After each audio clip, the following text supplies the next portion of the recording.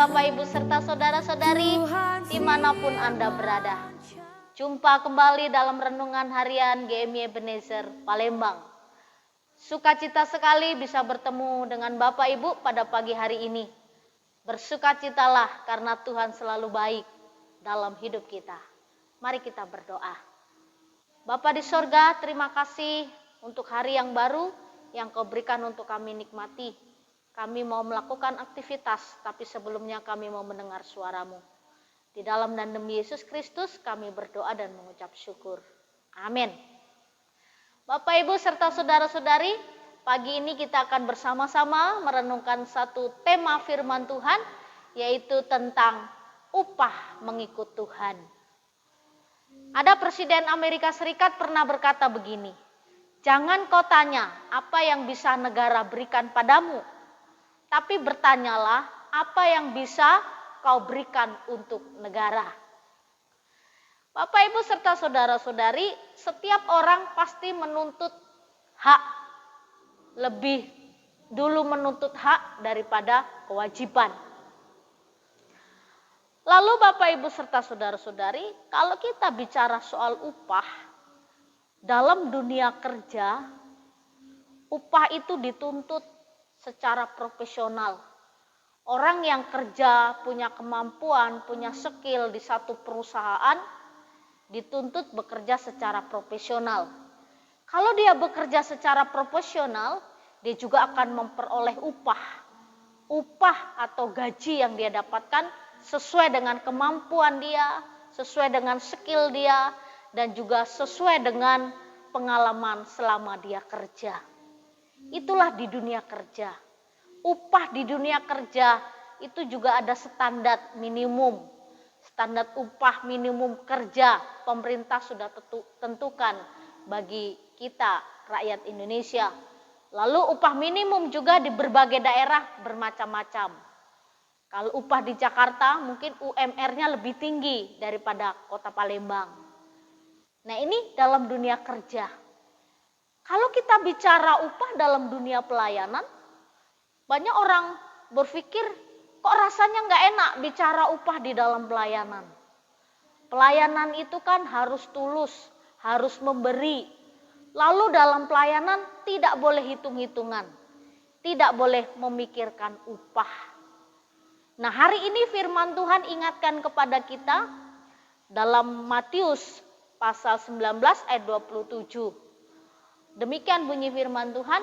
Lalu Petrus menjawab dan berkata kepada Yesus, kami ini telah meninggalkan segala sesuatu dan mengikut Engkau. Jadi apakah yang akan kami peroleh?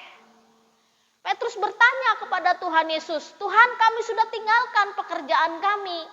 Dulu kami menjadi penjala ikan, kami sudah tinggalkan. Lalu kalau kami sudah tinggalkan pekerjaan kami, apa yang akan kami peroleh? Ini pertanyaan Petrus kepada Tuhan Yesus. Lalu pertanyaan juga bagi kita yang sudah terlibat dalam pelayanan.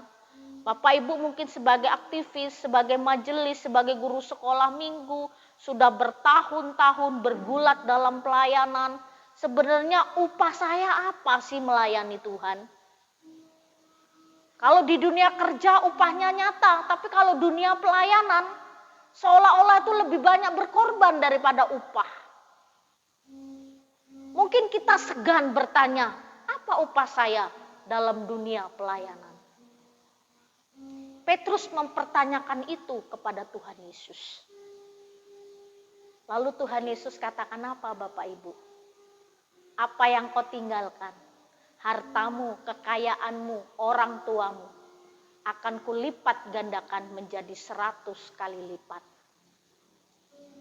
Ketika kita mengikut Tuhan, mengiring Tuhan, melayani Tuhan, kalau kita bicara upah, itu kerja dulu baru dapat upah. Lalu kita ingat Bapak Ibu, keselamatan yang sudah Tuhan beri dalam hidup kita, itu adalah tidak bisa dibayar dengan apapun.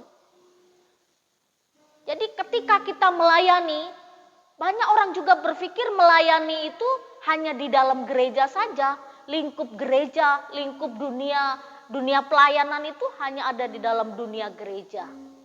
Tapi sebenarnya dunia pelayanan itu di dunia kita ini, di dalam gereja dan juga di luar gereja, itu adalah pelayanan kita. Tuhan sudah siapkan upah bagi orang yang bekerja. Dan orang yang bekerja keras akan memperoleh upah lebih besar daripada orang yang bekerja hanya setengah hati. Ketika engkau bekerja di perusahaan sebagai karyawan, bekerjalah dengan sungguh-sungguh, dengan tanggung jawab. Ketika engkau melayani di dalam gereja, itu juga satu pelayanan. Dan pelayanan yang engkau berikanlah yang terbaik kepada Tuhan. Jangan menuntut upah. Ketika kita mengikut Tuhan, Tuhan siapkan upah kita. Bukan hanya di sorga, tapi di dalam dunia ini juga kita akan menikmati upah yang sudah Tuhan beri.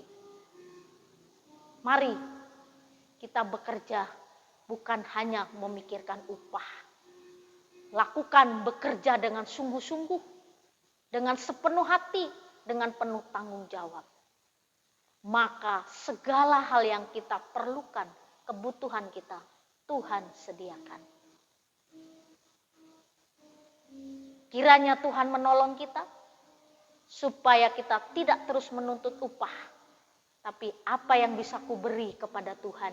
Karena Tuhan sudah memberikan anaknya yang tunggal. Yang dia berikan bagi kita. Dia rela mati dan menderita di atas kayu salib untuk keselamatan kita. Beri yang terbaik pada Tuhan. Layani dia. Karena dia adalah Raja yang layak kita layani. Bekerjalah dengan sungguh-sungguh di dalam Tuhan. Selamat pagi, Tuhan Yesus memberkati.